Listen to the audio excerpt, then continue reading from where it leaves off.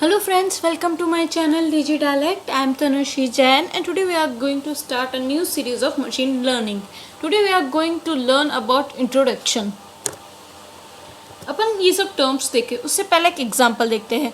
Robot movie Rajinikanth की सबने देखी होगी। उसमें क्या हुआ था, वो जो रोबोट था वो बाद में ना अपने आप सीखने लग जाता है और फिर वो लास्ट में रजनीकांत के अगेंस्ट ही फाइट करता है ऐश्वर्या के लिए। तो वैसे ही मशीन लर्निंग में क्या होता है, जो मशीन्स होती है ना वो अपने आप चीज़ें सीखने लग जाती है, एक्सपीरियंस के थ्रू अपने आप सीखती है वो एंड देन उसी के अकॉर्डिंग वो है ना परफॉर्म करती है, एज अ रिजल्ट मतलब जनरेट करती है।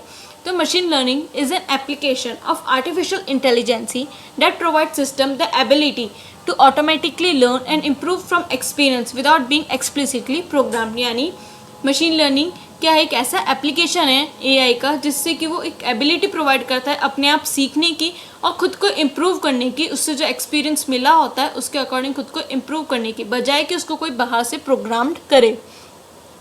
नेक्स्ट इज मशीन लर्निंग का फोकस क्या होता है, खुद के कंप्यूटर प्रोग्राम्स के डेवलपमेंट पे, that can access data and use it learn for themselves. यानी जो कि क्या कर सके ताकि वो डेटा को एक्सेस कर सके एंड देन खुद को सिखा सके या खुद लर्न कर सके उन चीज़ों से। फिर इसका जो प्रोसेस होता है ना वो कैसे स्टार्ट होता है, ऑब्जर्वेशन से या डेटा से, जैसे कि हो गया डायरेक्ट एक्सपीरियंस या इंस्ट्रक्शंस। ताकि वो क्या करेगा, वो देखेगा और खुद के जो पैटर्न्स होंगे ना उसको ध्यान से देखेगा और उसी के अकॉर्डिंग वो डिसीजन ले पाएगा। अगर फ्यूचर में अपन उसको कोई भी एग्जांपल देते हैं तो वो है ना तब मतलब सही से डिसीजन ले पाएगा।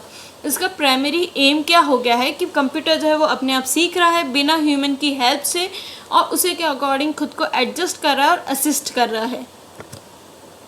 अब हिस्ट्री में आर्थर शमिल जो है वो पहला इंसान है जिसने लर्निंग प्रोग्राम बनाया था जो कि था गेम ऑफ चेकर्स। तो इसने 1959 में वो कैसे डिफाइन करता है मशीन लर्निंग को, it is a field of study that gives computer the ability to learn without being explicitly programme.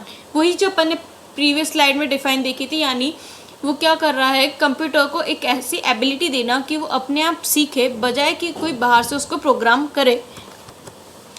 Arthur शमिल जो है वो एक IBM का साइंटिस्ट था जिसने गेम ऑफ चेकर्स बनाया था। उसमें क्या करा था उसने, मतलब है ना वो जो प्रोग्राम था ना वो अपने आप या तो खुद के साथ खेल करके खुद को इम्प्रूव करता जाता या ह्यूमन के साथ खेल करके। फिर वो जो विनिंग स्ट्रेटजीज था ना उसको ध्यान से देखता और उसके अकॉर्डिंग वो फिर उसको अडॉप्ट कर लेता विनिंग स्ट्रेटजीज को और उसके अकॉर्डिंग वो परफॉर्म करता जाता।